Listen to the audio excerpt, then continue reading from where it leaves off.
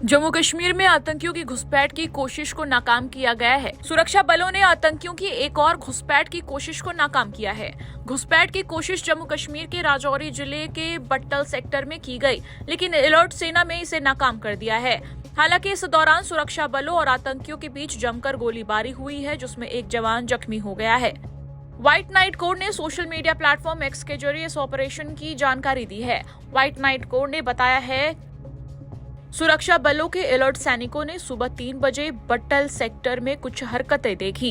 इसके बाद उन्हें रोकने की कोशिश में फायरिंग शुरू कर दी गई। सुरक्षा बलों की ओर से की गई ताबड़तोड़ फायरिंग की वजह से घुसपैठ करने वाले आतंकवादी आगे बढ़ नहीं सके।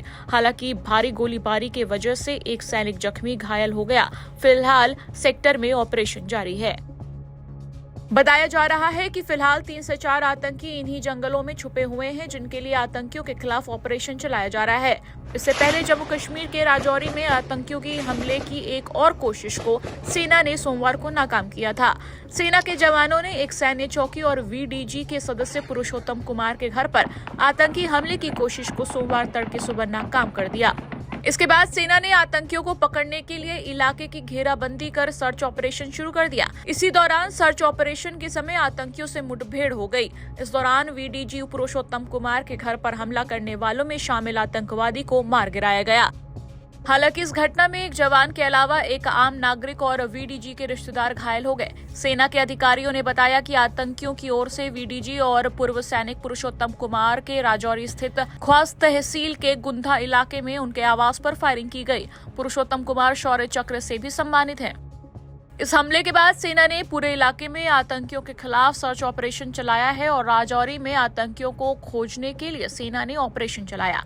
सेना लगातार इस इलाके में आतंकियों को खोज रही है। देख सकते हैं आतंकवादियों और सुरक्षा बलों के बीच में फायरिंग शुरू हो गई है। पिछले 1 घंटे से फायरिंग रुकी हुई थी, एक बार फिर से फायरिंग शुरू हो गई है।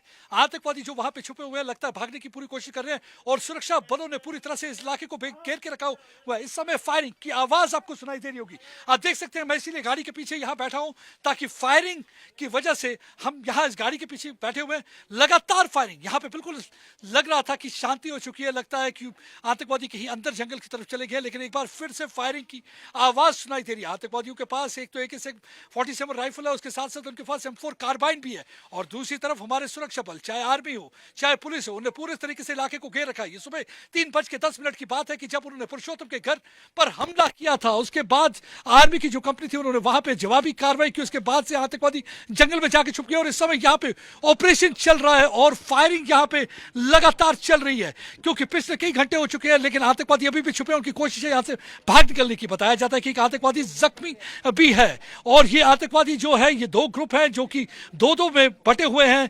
पहले इन्होंने पुरुषोत्तम के घर पे हमला करने की कोशिश की, साथ में इन्होंने आर्मी कैंप पर भी फायरिंग की, जिसमें आर्मी का एक जवान जख्मी हुआ। पुरुषोत्तम के अंकल विजय कुमार को भी स्प्लिंटर इंजरी लगी है, लेकिन वो बिल्कुल ठीक है।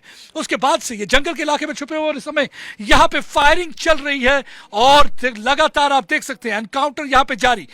जून 9 से यहाँ पे लगातार पाकिस्तानी आतंकवादियों की पूरी कोशिश है कि यहाँ पे एक बार फिर से हालात को खराब किया जाए। मैं आपको ये दिखाता हूँ कि ये जंगल का इलाका जो देख सकते हैं, यहाँ पे ये छुपे हुए हैं और ये दूर जो पुरुषोत्तम का घर है, यहाँ पहले उसे टारगेट करने की कोशिश की। पुरुषोत्तम की बात करें तो विलेज डिफेंस कमेटी के वो सदस्य हैं जिन्हें गैलेंट्री अवार्ड से नवाजा गया है। इस बार उन्हें शौर्य चक्र मिला था। ये अगस्त की बात है जब पिछले साल उन्होंने एक आतंकवादी को मार गिराया था। अपने परिवार के साथ लकड़ियां इकट्ठे करने के लिए जंगल में गए हुए थे जब उन्होंने आतंकवादियों की मूवमेंट देखी थी और उस मूवमेंट के बाद उन्होंने वहां पे उनको एंगेज किया था।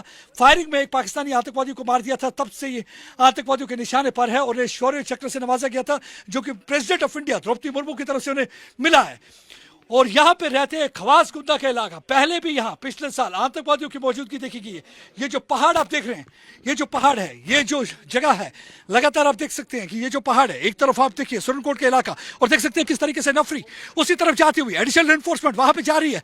फायरिंग जैसे जैसे शुरू हो रही है और हमारे यहाँ से नफरी उस तरफ बढ़ती हुई जहां पे आतंकवादी छुपे हैं, ताकि आतंकवादियों को जल्दी से जल्दी जेल कर दिया जाए। लगातार आतंकवादियों की यहाँ पे कोशिश है कि यहाँ पे हालात खराब किए जाए। जून 9 को पहली बार उनके देखा गया था जब उन्होंने पैसेंजर गाड़ी पर हमला किया था। ये यात्रियों की गाड़ी थी जो कि शिवखोड़ी से कटरा की ओर जा रही थी। उसमें 9 के करीब मारे गए थे और 33 के करीब जख्मी हुए थे। उसके बाद लगातार बैक टू बैक अटैक हुए। आपने देखा कि किस तरीके से हीरानगर में अटैक हुआ, उसके बाद छतरगला, उसके बाद गंदो इलाके में, और पिछले दिनों में आर्मी की कॉन्वॉय को इन्होंने कठुआ के इलाके में घात लगाकर हमला किया था, जिसमें हमारे 5 बहादुर जवान शहीद हो गए थे। उसके बाद देसा के इलाके में 4 शहीद हुए। लगातार ऑपरेशन यहाँ पे जारी है। आप देख सकते हैं, मैं एक बार आपको फिर से दिखा सकता हूँ, ये बख्तरबंद गाड़ी जिसे बुलेट प्रूफ गाड़ी भी कहा जाता है, इसके अंदर देखिए हमारे जो है स्पेशल ऑपरेशन ग्रुप के जवान इसमें जा रहे हैं। ये गाड़ी आगे की ओर मूव करेगी ताकि मल्टी प्रोंग्ड ऑपरेशन लॉन्च किया जाए और उन्हें पूरी तरह से मार दिया जाए। ये आतंकवादियों को खत्म करने के लिए पूरी तरह से रणनीति तैयार। हमने देखा कि एक दिन 2 दिन पहले यहाँ chief of the army staff